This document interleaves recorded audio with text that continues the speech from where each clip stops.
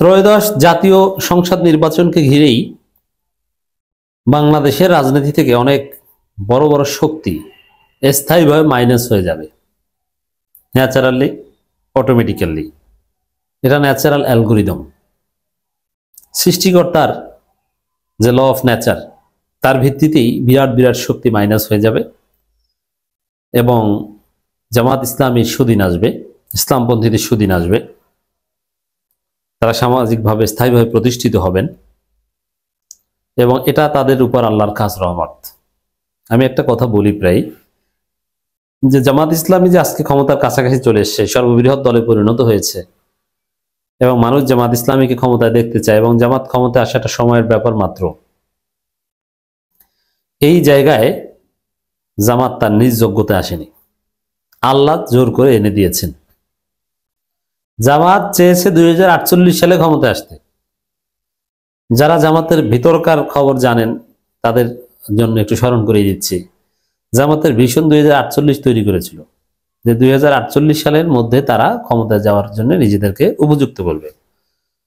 48 সাল পর্যন্ত কি করবে? এভাবে দাওয়াতি কাজ করবে, লোক বাড়াবে এবং প্রশাসনের সব জায়গায় ঢুকে যাবে। এখন 48 সাল পর্যন্ত তো আমরা অনেকে হয়তো বাঁচবো না, বিশেষ করে যারা একদম সিনিয়র নেতা, তারা তো 48 সাল পর্যন্ত বাঁচবেনই না। তার মানে এই জেনারেশনের, আমার জেনারেশনেও হয়তো 48 সাল দেখার সুযোগ হবে না। তা আমাদের ছেলে মেয়েদের জেনারেশনে জামাত ক্ষমতা আসবে, এরকম একটা পরিকল্পনা জামাতের ছিল। কিন্তু আল্লাহ 2026 সালে, 48 সালের অনেক আগেই আল্লাহ জামাতকে ক্ষমতার জন্য হয়তো বা কবুল করেছেন। এটা আল্লাহর খাস রহমত। জামাত এটা চাইনি এবং তাদের আলাদা কোনো যোগ্যতা না। পরিস্থিতি এমন ভাবে আল্লাহ সেট করেছেন যে মানুষ জামাতকে চায়। বিএনপি এমন এমন ভুল করে, মানুষ বাধ্য হয়ে জামাতকে চায়। জামাত যাদের কাছে না যেতে পারে তারাও জামাতকে চায়। বুঝতে পারছেন বিষয়টা কত সুন্দর? অনেক হিন্দুর কাছে জামাত এখন পর্যন্ত যেতে পারে, দাওয়াত নিয়ে অথবা কোনো উপহার নিয়ে, কিন্তু তারা অটোমেটিক্যালি তারা বলছে যে আরে জামাত আশা লাগবে, জামাতকে খুঁজে আমরা ভোট দিব। এই পরিস্থিতি তৈরি হয়েছে।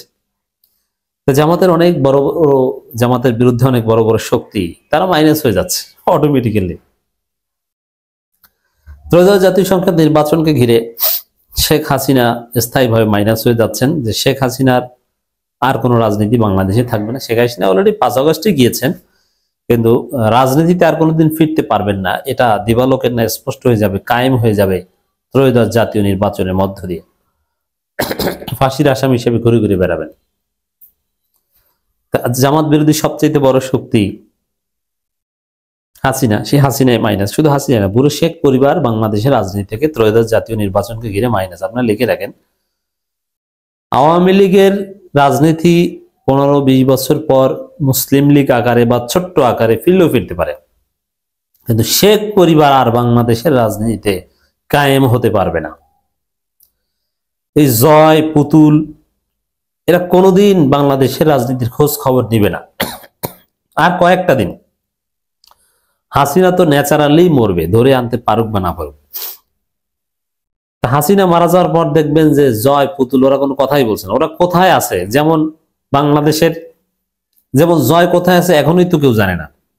জনগণের সাথে মিশে, মানুষের সাথে মিশে যুক্তরাষ্ট্রে আছে, অথবা এই ভারত এসেছিল, ইংল্যান্ড যায় মাঝে মাঝে, কারোর সাথে দেখা হয়।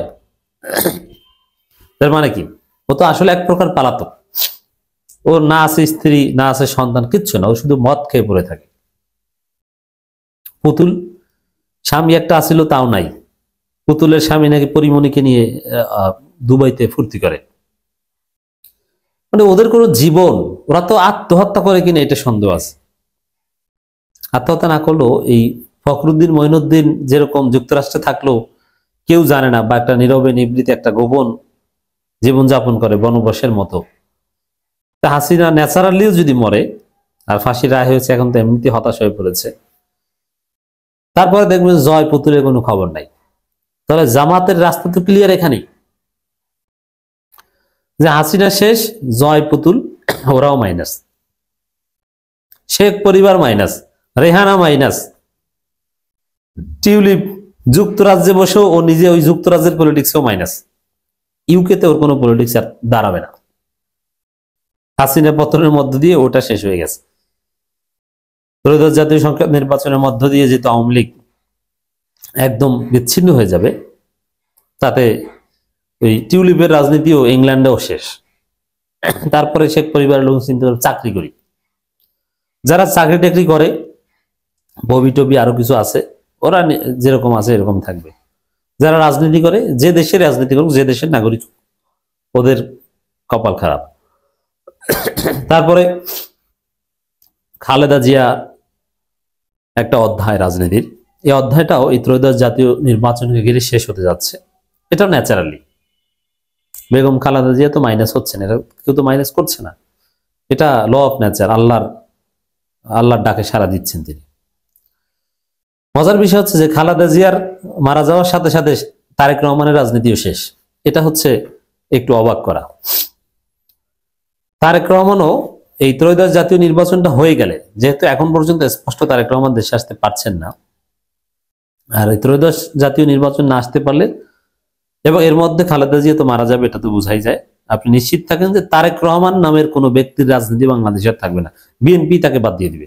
অলরেডি সালাউদ্দিনরা বাদ দেওয়ার প্রক্রিয়া শুরু করেছে, সালাউদ্দিন, আমির খসরু, এরা বাদ দিতে চায়। অতএব তারেক রহমান বিহীন বিএনপি এটা জামাতের সামনে বড় কোনো চ্যালেঞ্জ না। তবে এখন এই যে মাইনাসের কথা বললাম, এই মাইনাস আর্টিফিশিয়াল মাইনাস না। ওই যে -2/111 এর সময়, এখন আবার কেউ বলছে -4, এটা আর্টিফিশিয়াল, এটা ন্যাচারাল। খালেদা জিয়া না থাকলে তারেক রহমান আসতে পারেন। এখন তারেক রহমানের মাইনাসটা আপনি কিছুটা আর্টিফিশিয়াল বলতে পারেন, যেমন বিএনপি নিজেরাই চায় না তারেক রহমান আসুক, অথবা ভারত নানান ভাবে সিস্টেম করে তারেক রহমানকে কট দিয়ে দিয়েছে। আর নির্বাচনটা হয়ে গেলে তারেক রহমানকে বাদ দিয়ে নির্বাচন হলে তারেক রহমান আগ্রহ, লেজিটিমেসি এবং রেলেভেন্স বাংলাদেশে থাকে না। তো দর্শক, এখন এই প্রেস সচিব, আপনারা জানেন যে যমুনা টেলিভিশনে একটা ঘটনায় -4 শব্দটা রাজনীতিতে এসেছে। -4 মানে খালেদা তারেক মাইনাস, হাসিনা জয় মাইনাস। এটা একটা বড় দৃষ্টতা, কারণ খালেদা এবং তারেকের সাথে হাসিনা জয়কে তুলনা করা এটা বড় অন্যায়। তো সেখানে এটা নিয়ে এখন সরকারের মাননীয় প্রধান উপদেষ্টা প্রেস সচিব শফিকুল আলম কথা বলেছেন। তিনি বলছেন -4 ফর্মুলা দিচ্ছে স্বৈরাচারের দোসররা। এর মানে ওই যে যমুনা টেলিভিশনের যেই এক ইতর থার্ড ক্লাস উপস্থাপিকা, কি যেন নাম, রোকসানা নাকি, ওই রোকসানা, ওকে প্রেস সচিব বলেছে যে ফেসিবাদের দোসর, কারণ এই রোকসানারা এই -4 তত্ত্ব সামনে এনেছে। এখন -4 ওইটা কিছু না, অমুক তমুক সব দিক থেকে এটা বলা হচ্ছে, কিন্তু আমি বলবো যে -4 বা -2 এটা যদি কৃত্রিম ভাবে কেউ করে সেটা অপরাধ, কিন্তু আসলে -4 তো ন্যাচারালি বাস্তবায়ন হচ্ছে, -3 ন্যাচারালি হচ্ছে বাস্তবতায়, আর -1 তারেক রহমান সেটা ওইটার বাই প্রোডাক্ট হিসেবে হচ্ছে। অবশ্য জয়ও তো হাসিনা বাই প্রোডাক্ট হিসেবে মাইনাস হচ্ছে। যেভাবেই হোক না কেন, বাংলাদেশের রাজনীতি থেকে এই বড় শক্তিগুলো মাইনাস হচ্ছে। এই জন্য এই তরুণদের দল, তরুণরা যদি সত্যিকার অর্থে সৎভাবে থাকতে পারতো বা পারে, তাহলে তাদের দল দাঁড়াবেই। জামাতের বাইরে উদার বা বিএনপি মার্কা একটা দল দাঁড়াবেই।